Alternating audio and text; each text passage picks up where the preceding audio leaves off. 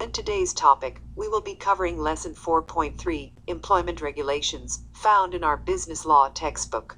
The goals are to discuss the laws and programs that regulate employment, describe the regulations for employment contracts, describe regulations involving job safety, and employees who can't work, recognize the social insurance programs that indirectly affect the work environment. Government involvement includes equal opportunity, bargaining, working conditions, social insurance. In 1964, Congress passed the Civil Rights Act, which established the Equal Employment Opportunity Commission, EOC. The EOC was authorized to utilize lawsuits and mediation to fight against discrimination in employment.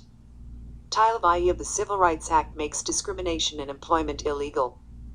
Discrimination in employment is defined as hiring, promoting, or discharging on the basis of race, color, sex, religion, or national origin. The Federal Rehabilitation Act of 1973 adds disability to the categories of prohibited discriminatory bases. As interpreted by current case law, the Rehabilitation Act as amended in 1990 prohibits discrimination in hiring, promoting, and firing based on disability by public and private entities, not merely employers, that receive federal assistance. The Americans with Disabilities Act, ADA, goes beyond merely prohibiting discrimination based on disability by prescribing what an employer must do for its disabled employees. Under the ADA, an employer must provide reasonable accommodations for a qualified worker who happens to have a substantial physical or mental impairment. A similar law enforced by the EOC is the Age Discrimination in Employment Act. This federal law, passed in 1967, makes it illegal for private employers to discriminate against persons because they are age 40 or over. In addition to prohibiting age discrimination in hiring, firing, promotion, or pay, the Act prohibits advertising for job applicants in terms that suggest a preference for youth or for persons in a particular age bracket. Even advertising a desire for a recent graduate is improper.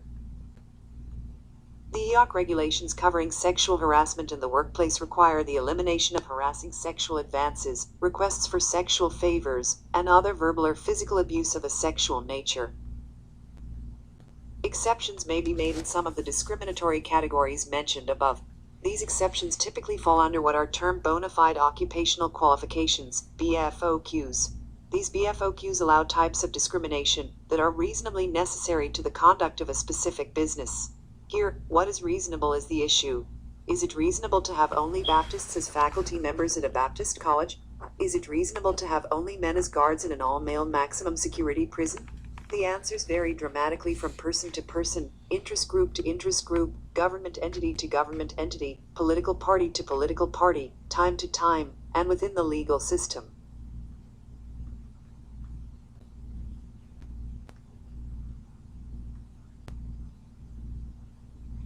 Affirmative action plans set down methods and time frames for actions to eliminate the adverse impact of an employer's past discrimination on certain subgroups, such as women and racial minorities. The government oversees the bargaining that leads to major employment contracts around the country. In 1935, the National Labor Relations Act, NLRA, was passed by Congress. The NLRA created a system of regulation that assures fairness and order in the process of negotiating employment contracts. It set up procedures for employees to select a representative organization to bargain on their behalf with their employers. This representative is typically known as a labor union. The negotiations over conditions and terms of employment between representatives of a workforce and its employer are known as collective bargaining.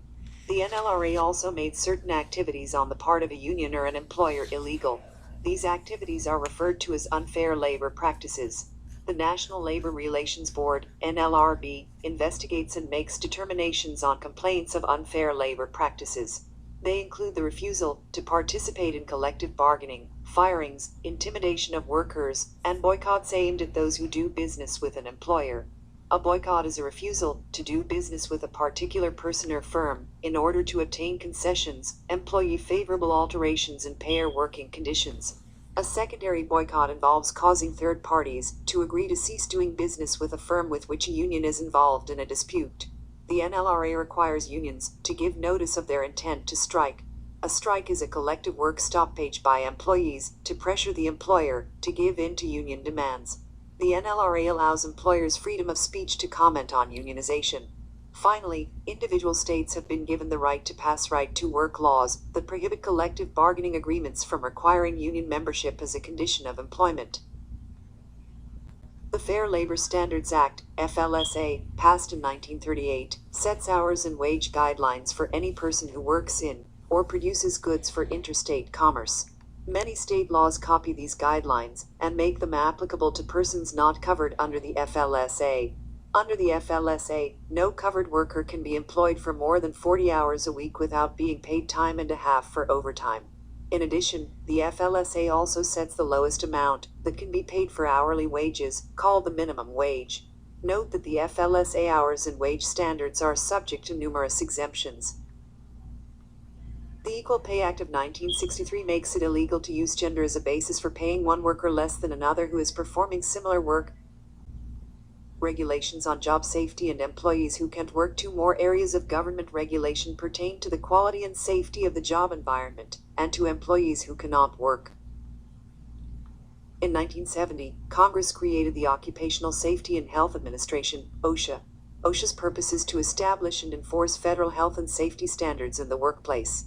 Employees have the right to request an OSHA inspection if they suspect a violation of an OSHA rule or regulation. If the inspection reveals such a violation, the employer will be cited and required to appear at a hearing to defend against being penalized. OSHA inspectors conducting an investigation are required to have search warrants if they do not receive the employer's voluntary consent for inspection. Another federal statute, the Family and Medical Leave Act, FAMLA, sets down rules for employers whose employees are unable to work because of serious medical conditions. FAMLA rules apply to employers and businesses with 50 or more employees. Covered employers must grant an eligible employee up to a total of 12 work weeks of unpaid leave during any 12-month period. Allowable absences include giving birth, attending to the care of a newborn child, or an adoptive or foster child, attending to an immediate family member, spouse, child, or parent with a serious health condition, and recuperating from a serious medical condition. In addition, the employer must maintain health insurance on the employee during the leave. The employer also must give the employee the same job, or a similar one upon return. In 2008, the provisions of FAMLA were extended to cover military families as well. To assist workers injured on the job, states have passed workers' compensation statutes. These statutes require employers to buy insurance that would pay injured employees benefits regardless of who is responsible for the injury. Such assurance of benefits was given to employees as a substitute for the option of bringing a negligence suit against the employer. These benefits generally cover only medical expenses and a certain percentage of the injured employee's lost wages. If the employee cannot continue in her or his former occupation because of the injury, the system provides for vocational rehabilitation, which is training to assume another type of job. In addition to programs directly related to the work environment, both the state and federal governments provide social insurance programs to help protect against the effects of retirement, unemployment, disabilities, extraordinary health problems, and the loss to dependents of a primary wage earner. These programs are generally made available through the provisions of the Social Security Act and are labeled retirement, survivors, disability, and health insurance, RSDHI. Unemployment insurance programs are also provided for indirectly under the Act, but are controlled and administered by the various states. Social insurance includes retirement insurance, survivors insurance, disability insurance, health insurance, and unemployment insurance.